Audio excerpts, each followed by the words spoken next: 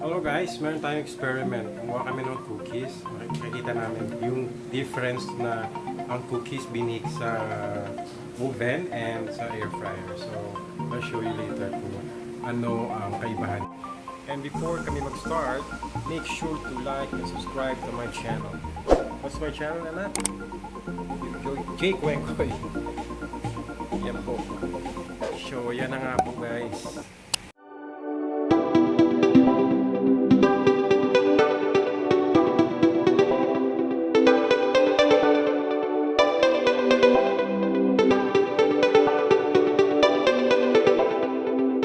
Ito yung luto sa oven, cookies. Sa air fryer.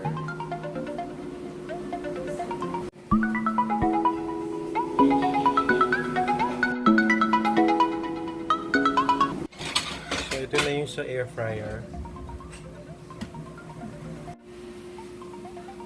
So ganyan pa binuksan yung cookie. So ang laman niya ay walnut. Yung cookie na luto sa binake sa air fryer. Ito yung una. Hintay natin yan sa oven. Wow! Harap siya. Cookie talaga siya. Ano siya? Hindi ma-moist. Hindi siya ma-moist sa air fryer. Gusto ko yung pag inadat mo yung meat na yung parang chocolate na pero dry siya. Pero syempre masarap pa rin. Yan nga.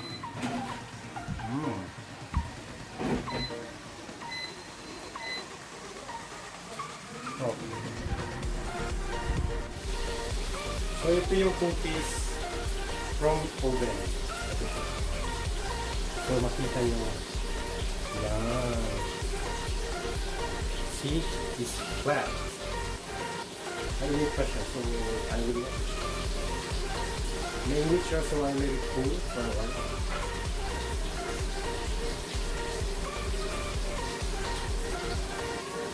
And ito naman yung sa air fryer. Ito naman yung sa air fryer.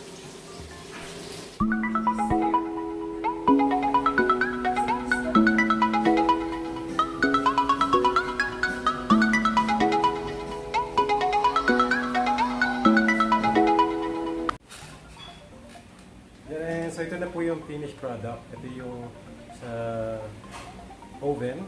And ito naman yung sa ito yung sa air fryer.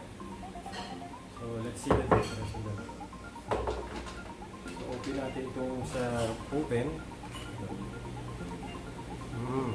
Lambot siya.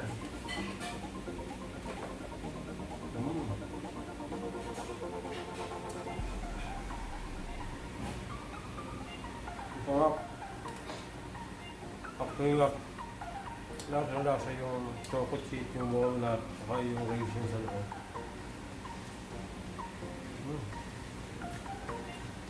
Saka, iba yung gawa ng dalawa. Texture, flat siya. Ito naman, round. Maliit. Hindi siya masyadong nag-flat. Tapos moist yung gitna.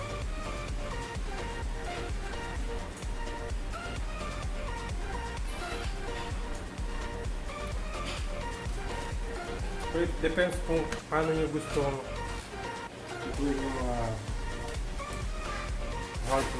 paano nyo prepare yung cookies nyo.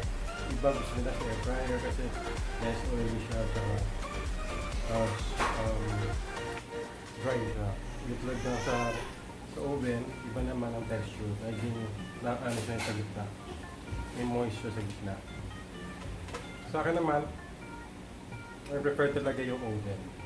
Kung ako yung tatanungin ko, I prefer yung oven bake kaysa sa dito ang gawa sa air fryer. So yun guys, yung experiment namin. Hope you enjoy my vlog. And of course, makita nyo yung difference. So, hope you enjoy my vlog today. And see you again next time. Thanks so much for watching.